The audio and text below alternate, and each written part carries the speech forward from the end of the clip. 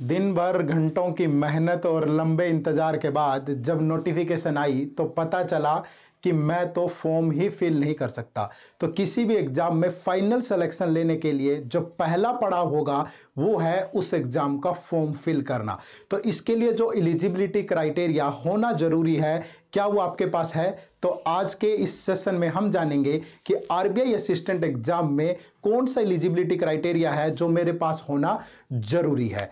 Session में आगे बढ़ने से पहले आप सभी को बता दूं, अगर अभी तक आपने हमारा चैनल सब्सक्राइब नहीं किया तो आप हमारा यूट्यूब चैनल सब्सक्राइब कर लें। फ्री कंटेंट आरबीआई असिस्टेंट पर और भी बहुत सारे लेक्चर्स जो हम आपके लिए लेकर के आने वाले हैं, उनके नोटिफिकेशन और अन्य इत्यादि जानकारी के लिए आप हमारे टेलीग्राम चैनल से भी जरूर जुड़िए। तो वो कौन सा एलिजिबिलिटी क्राइटेरिया है जो आपके पास इस एग्जाम में अपीयर होने के लिए होना जरूरी है? तो उनमें दो चीजें जो आज के सेशन में हम डिस्कस करेंगे। पहला आपका होगा एज, तो आपकी कितनी एज है जो होनी जरूरी है। तो जो एज का क्राइटेरिया है वो बिटवीन 20 एंड 28 ईयर होता है।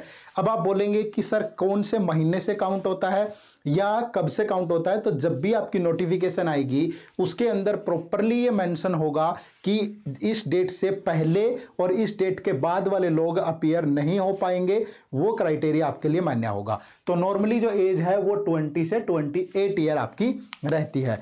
तो किन किन लोगों को इसमें एज रिलैक्सेशन मिलता है? तो अपर एज लिमिट में जो रिलैक्सेशन मिलता है डिफरेंट कैटेगरी को, वो यहां पे हमने मेंशन किया है। तो सबसे पहले बात करें तो शेड्यूल कास्ट और शेड्यूल ट्राइब की, एससी और एसटी को यहां पे 5 ईयर का कंसेशन मिलता है, तो अप टू 33 ईयर तक आप अप्लाई कर सकते हैं।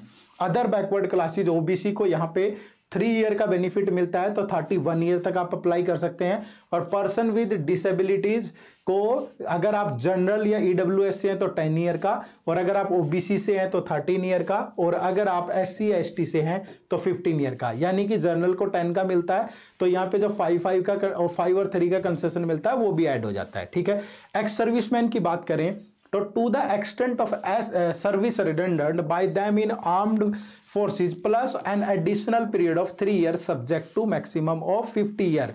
इसका मतलब है कि अगर आपने 10 साल सर्विस की है आर्म्ड फोर्सेज के अंदर, तो आपको उसके बाद 3 साल का और रिलैक्सेशन मिल जाएगा। यानी नॉर्मल जो एज है वो 28 है, तो अगर आपने 10 साल सर्विस की है तो 28 प्लस 10 38 प्लस 3 ईयर एक्स्ट्रा, मतलब आप 41 ईयर तक अप्लाई कर सकते हैं। अगर आपके पास ये 15 ईयर का है तो 15 प्लस 3 18 और 28, तो आप 46 ईयर तक अप्लाई कर सकते हैं। ये मैक्सिमम 50 ईयर तक रहता है आपका। Widow, divorced women, women judicially separated who are not remarried, तो इनको 10 ईयर तक की रिलैक्सेशन मिलती है। और जिन लोगों के पास जो candidate domiciled in the state of Jammu and Kashmir during the period from 1 January 1980 to 31 December 1989, जो इस पीरियड के दौरान जिनके पास जम्मू एंड कश्मीर का डोमिसाइल था, तो उनको 5 साल का रिलैक्सेशन मिलता है। और candidate having work experience in reserve bank of India, यानी कि जिनको आरबीआई में ही एक्सपीरियंस है, तो to the extent of number of year of such experience subject to maximum of 3 year, तो यहां पे आपको 3 ईयर का वो मिल जाएगा। ठीक है भाई। तो ये जो है आप लोगों के लिए है कि रिलैक्सेशन जिन भी लोगों को जिस कैटेगरी में मिलता है वो। लेकिन एक बात ध्यान रखिए, यहां पे candidate seeking age relaxation are required to submit copies of necessary certificate at the time of document verification. आपको डॉक्यूमेंट वेरिफिकेशन के टाइम पे वो डॉक्यूमेंट दिखाना होगा जिसके तहत आपने एज रिलैक्सेशन यहां पे लिया है। ठीक है। तो एज के रिगार्डिंग आपका कोई भी इश्यू मुझे लगता है इसके बाद नहीं रहेगा। ठीक है। नेक्स्ट, जो एजुकेशनल क्वालिफिकेशन है उसके अंदर क्या क्या आपके पास होना जरूरी है? तो सबसे पहले at least a bachelor degree in any discipline with minimum of 50% marks. ठीक है भाई। तो जो भी लोग जनरल या ईडब्ल्यूएस या जिनके पास कोई भी रिलैक्सेशन वाला वो नहीं है, तो उनको 50% ग्रेजुएशन में होना जरूरी है। लेकिन pass class for SC ST PWD candidate, तो जो एससी एसटी और पीडब्ल्यूडी कैंडिडेट है इनके लिए पासिंग मार्क्स ये 50% का क्राइटेरिया नहीं है। तो यहाँ पे सिर्फ अगर आपके पास ग्रेजुएशन है और आपके चाहे कितने भी परसेंट मार्क्स हैं, लेकिन ये किसके लिए? एससी एसटी एंड पीडब्ल्यूडी के लिए, तो आप क्वालिफाई कर सकते हैं। ठीक है। थोड़ा सा ध्यान रखिए साथ में, the knowledge of word processing on PC, ये भी आपके पास होनी जरूरी है। नेक्स्ट जो है, a candidate belonging to ex serviceman category except dependent of ex serviceman should either be a graduate from university or should have pass the matric or its equivalent examination of the armed forces and returned at 15% of defence service. That means ये हुआ कि या तो आपके पास graduation होनी जरूरी है भाई, एक कैंडिडेट, ठीक है, या तो आप ग्रेजुएट होने जरूरी है, या फिर आपके पास मैट्रिक प्लस 15 ईयर का एक्सपीरियंस होना जरूरी है, ठीक है, डिफेंस सर्विस, ठीक है, मैट्रिक प्लस 15 ईयर, या फिर मैट्रिक के ही इक्विवेलेंट कोई भी आपके पास equivalent examination of the arm forces, matric के इक्वल ही कोई आपने आर्म फोर्सेज का अगर एग्जाम क्लियर किया है वहीं पे, तो प्लस और 15 ईयर का एक्सपीरियंस तो आपको तब भी चाहिए होगा, तो ये लोग भी अप्लाई कर सकते हैं, ठीक है। तो ये दोनों चीजें ध्यान रखिए, ऊपर बैचलर डिग्री प्लस 50% और SC ST और PWD के लिए ओनली ग्रेजुएशन, और knowledge of power word process on PC।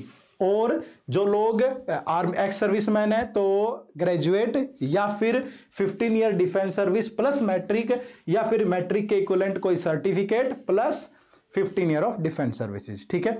Next, candidate applying for post in a particular recruiting office should be proficient in the language. तो जो language proficiency test होता है, यानी जहां भी आप रिक्रूट होंगे, जहां जिस भी एरिया से आप फॉर्म फिल करेंगे, वहां की लोकल लैंग्वेज के बारे में जो भी नोटिफिकेशन में मेंशन होती है, एरिया वाइज जिस भी एरिया से फिल करेंगे वहां की लैंग्वेज भी आपको मेंशन होगी, उसके बारे में आपको जानकारी होनी चाहिए। नो टू रीड, पढ़ना जानते हो, लिखना जानते हो, बोलना जानते हो, और अंडरस्टैंड द लैंग्वेज, ठीक है भाई। तो ये आपके पास होना जरूरी है एज अ एजुकेशनल क्वालिफिकेशन, ठीक है। तो उम्मीद करूंगा कि जो एलिजिबिलिटी के रिगार्डिंग आपका कोई भी डाउट है वो आप सबको समझ में आ गया होगा, ठीक है, कि किस तरीके से आपको एज लिमिट, उसमें रिलैक्सेशन, और आपका जो एजुकेशनल क्वालिफिकेशन है वहां आपको क्या क्या की चीजें चाहिए, ठीक है।